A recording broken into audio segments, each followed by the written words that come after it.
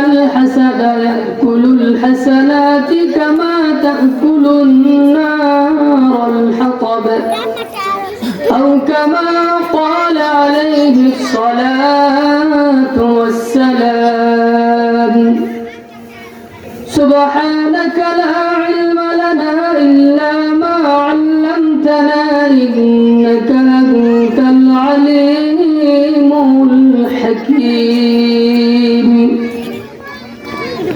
दिन के सूरज डूब रही है हम लोगों के सामने रोज महशर क्या जवाब है मुस्तफा के सामने कैसे कैसे खूबसूरत लानिया शहजादिया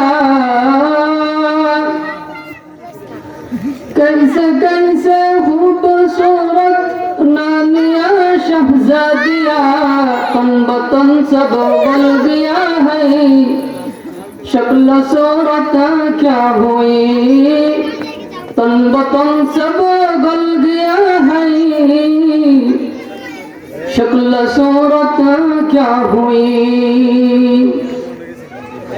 আলহামদুলিল্লাহ মাগুরি যুব সমাজ ও এলাকাবাসীর উদ্যোগে মৃত ব্যক্তিদের রূহের মাগফিরাত কামনায় তৃতীয় বার্ষিক ইসলামী মহাসম্মেলনের শ্রদ্ধেয় সদর সভাপতি উপস্থিত যোগ্য বুজুর্গ উলামায়ে কেরাম মুরব্বী বাবারা যুবক ভাইরা স্নেহের ছোট ভাইরা পর্দার আড়াল থেকে কথা শুনছেন আবেদা সালেহা মা ও বোনেরা মহান রব্বুল আলামিনের দরবারে অসংখ্য শুকর ও সুজুদ যেই মহান রব আমাদেরকে অত্যন্ত দয়া করে মায়া করে এই জান্নাতি টুকরা বাগানে কোরআনের নিসবতে উলামায়ে কেরামের সোহবতে আসার বসার তৌফিক দান করেছেন এজন্য আমরা সবাই হৃদয় উজাড় করে সমস্বরে কণ্ঠ ভরে সকলেই বলি আলহামদুলিল্লাহ। মুহতারাম হাজিরিন, এই মহতি জলসা আমি এই এলাকারই সন্তান, তো আমার এলাকার যুবক ভাইয়েরা মুরব্বী বাবারা অত্যন্ত মেহনত করে মাথার ঘাম পায়ে ফেলে দীর্ঘদিন এই মাহফিলের ব্যবস্থাপনার জন্য এই জান্নাতি টুকরা বাগানে বানানোর জন্য সাজানোর জন্য ওনারা দীর্ঘদিন মেহনত করে টাকা দিয়ে শ্রম দিয়ে বুদ্ধি দিয়ে এই জান্নাতের টুকরা বাগান বানিয়েছেন। মহান রবের দরবারে আমরা দিল খোলা দোয়া করব যেন আল্লাহ তাআলা আমাদের এই ভাইদের এই মেহনতকে কবুল করেন এবং কাল কিয়ামতের ময়দানে এর উসিলায় যেন এর সাথে যারা জড়িত সকলকে নাজাতের ব্যবস্থা করে দেন, আমরা বলি আমিন। তো মুহতারাম হাজিরিন, আমার প্রাণপ্রিয় গ্রামবাসী, আপনারা যারা যেই কাজে আছেন আমি বলবো আপনাদের কাজ আগামীকাল আপনারা করতে পারবেন।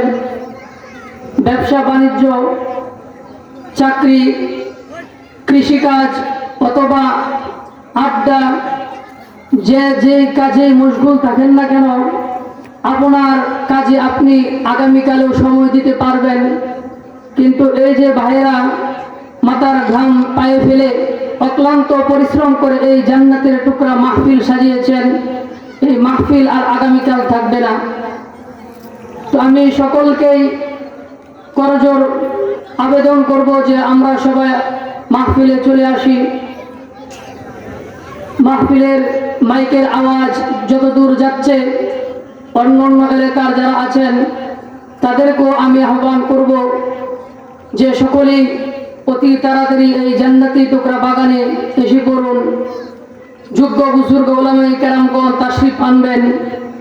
এর মধ্যে উল্লেখযোগ্য আকর্ষণ প্রধান আকর্ষণ হলেন হাফেজ কারি মাওলানা শোয়েব আহমদ আশরাফি সাহেব, যার কথা আপনারা দীর্ঘদিন শুনে আসতেছেন। হজরত আসবেন, এছাড়াও অনেক বড় বড় উলামায়ে কেরামগণ আসবেন। রাসূল সাল্লাল্লাহু আলাইহি ওয়াসাল্লাম ইরশাদ করেছেন, অফার করেছেন আমাদেরকে যে যারা এই সমস্ত জান্নাতি টুকরা বাগানে আসবে, বসবে, আল্লাহ তাআলা তাদেরকে মাগফিরাত দান করবেন।